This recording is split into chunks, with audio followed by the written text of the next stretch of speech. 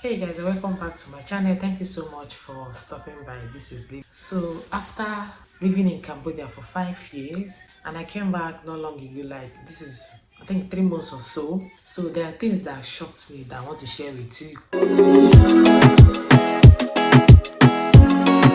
On this video, we'll be talking about culture shock, cost of living. Now I'm back in Nigeria and I stayed in Cambodia for 5 years, so I'm eligible to talk about compare the two countries and share with you the culture shock and the cost of living. Now, one thing is that in Cambodia, life in Cambodia, would I say peaceful? Now, life in Cambodia was peaceful as even though life there is everybody's rushing, everybody's busy because a minute there is $1 wasting now because you want to take care of things back home in Nigeria. So everybody's busy, everybody's in a haste. So it was peaceful a kind of, but time was rushing. And in Cambodia their government, their system is working.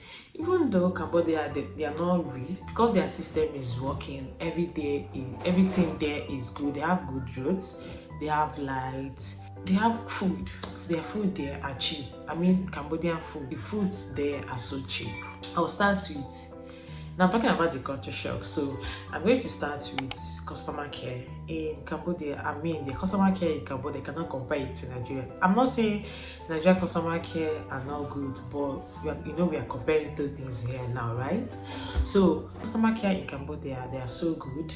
They are polite, they are calm, they are peaceful. They can even attend to you for 1 hour and you don't even need to buy anything and you leave the shop.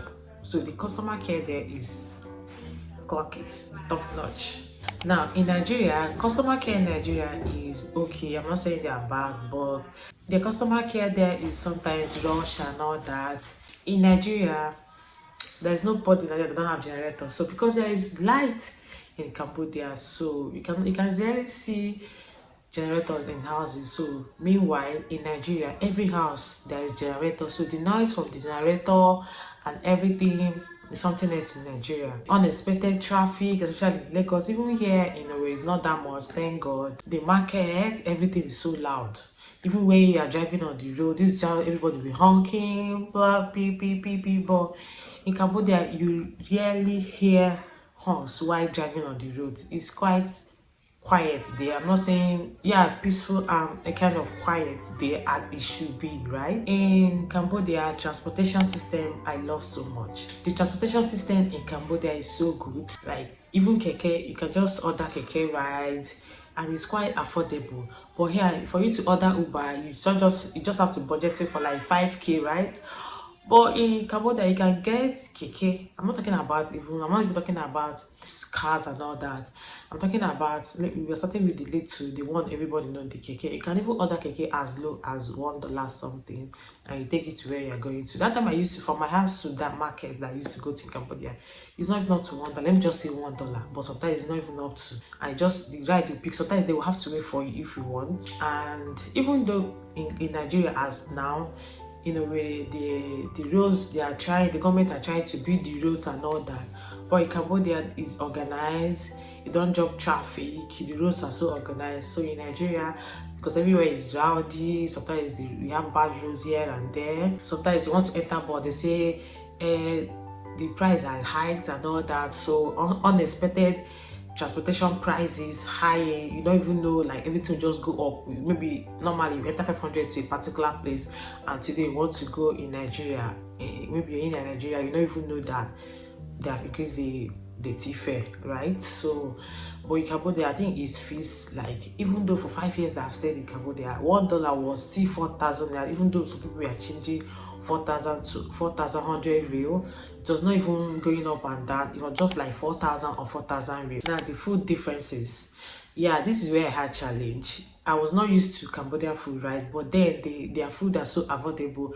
If you can eat it, they are so nice. They still have nice food in Cambodia. Nigeria, their food are so spicy. Like they like adding too much spice to food and all that. But in Cambodia, it's not that spicy. They prefer herbs, soups, And sometimes they even add sugar to their food. Some of you don't know that this.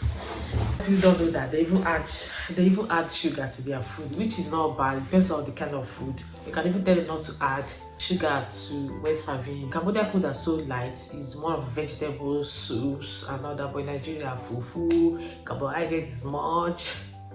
So that's it. Now we're talking about parenting differences. See, there's no more difference in the parenting in Cambodia to Nigeria. I think they're the same. Yeah, but then if they see you beating your child outside the Cambodia, they're just looking at you somehow. In Nigeria, there's nothing like gentle parenting in Nigeria. I don't even know whether they have gentle parenting in Nigeria, because me, oh my god, these kids, you cannot just be gentle with them. Like, I want to use myself as an example. If not how my mom, corrected us, my parents corrected us when we are going, my dad and my mom, oh my god, thank god for them. And that's why I want to train my kids. I want to do better. I want to tell my kids, because the world now, you have to train your kids very well, because the way the world is going now, oh my god. So parenting difference in Cambodia and Nigeria is similar. And again, I'm talking about security wise now.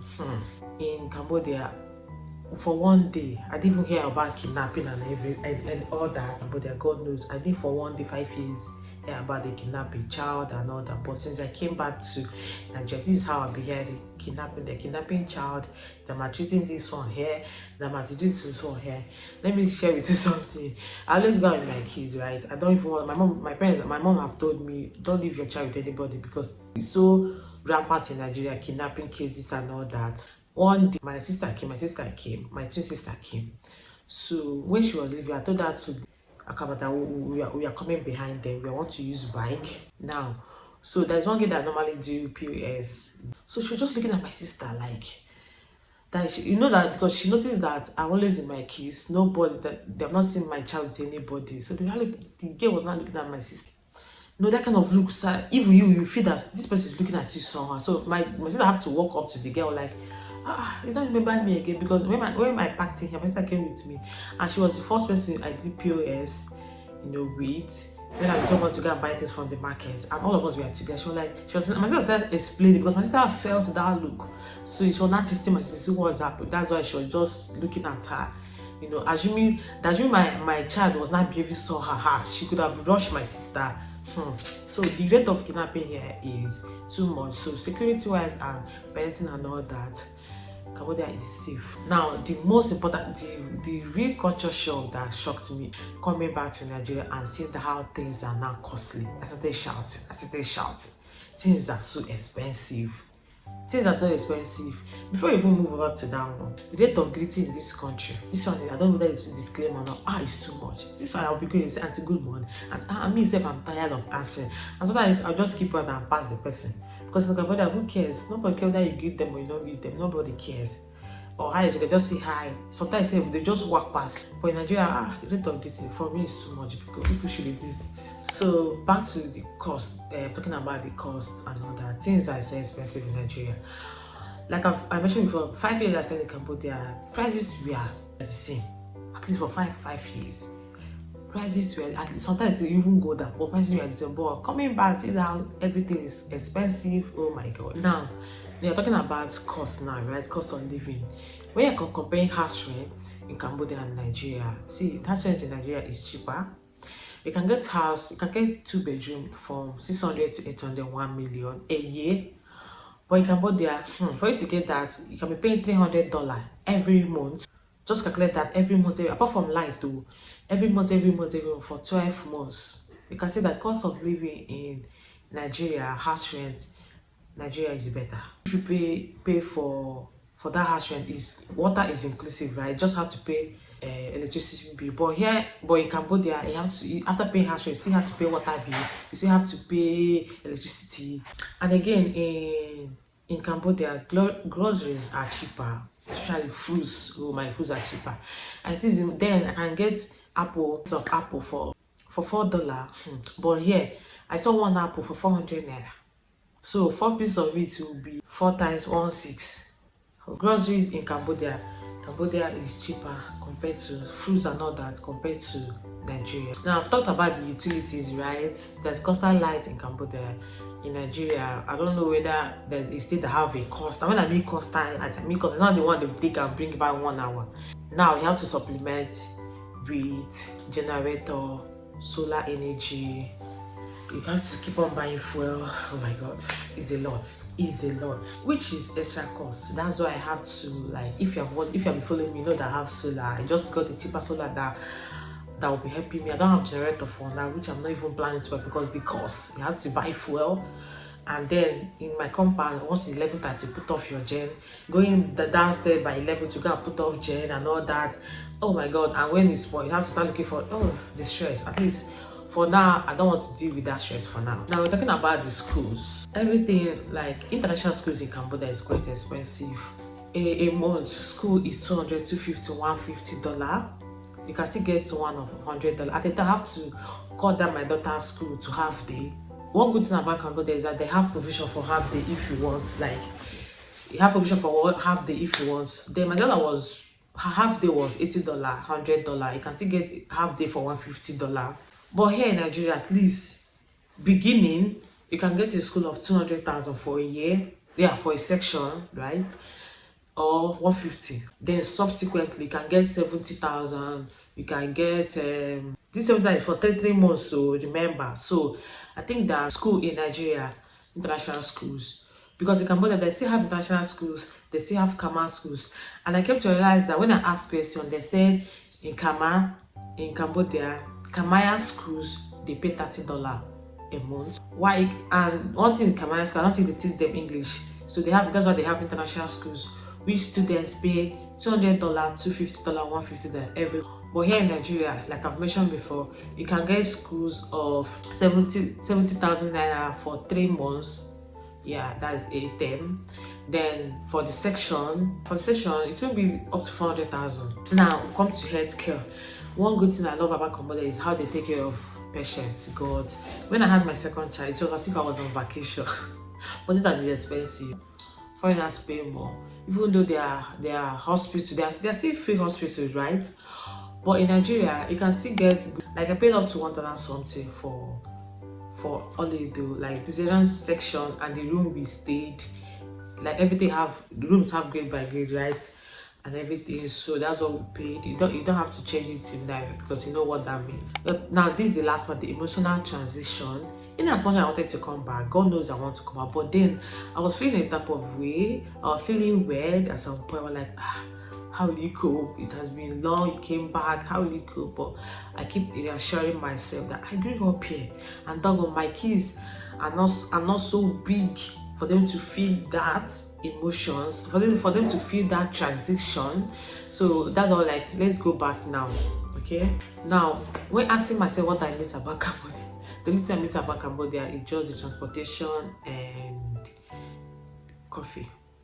Don't laugh at me. If I get my car, which God knows I'll be one day, I will not complain about transportation. What I appreciate most about being in Nigeria is I feel I'm home. The peace and everything, I feel like home, and the help that I always get. Adjusting to routine as a mom, all these are not difficult for me. Transitioning was not difficult because I started talking all these things is just myself. So now I have a lot to work on: life, business, job, and all that, which I'm so grateful to God about. My children, how they are coping and everything. I'm just so happy about everything and how everything is moving peacefully. Now, my advice, anyone that wants to do, just expect culture shock. That's it. Just expect. While transitioning, just be patient with yourself and understand that in any country you're going to, cost differs. It will not be the same in your country, in your home country, or where you have lived before.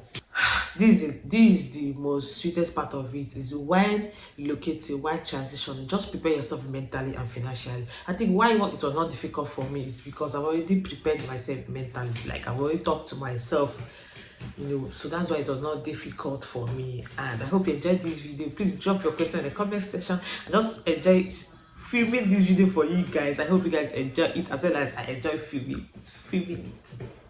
Come on, kids. Please don't forget to like, share, and subscribe. I'll see you in my next one. Bye.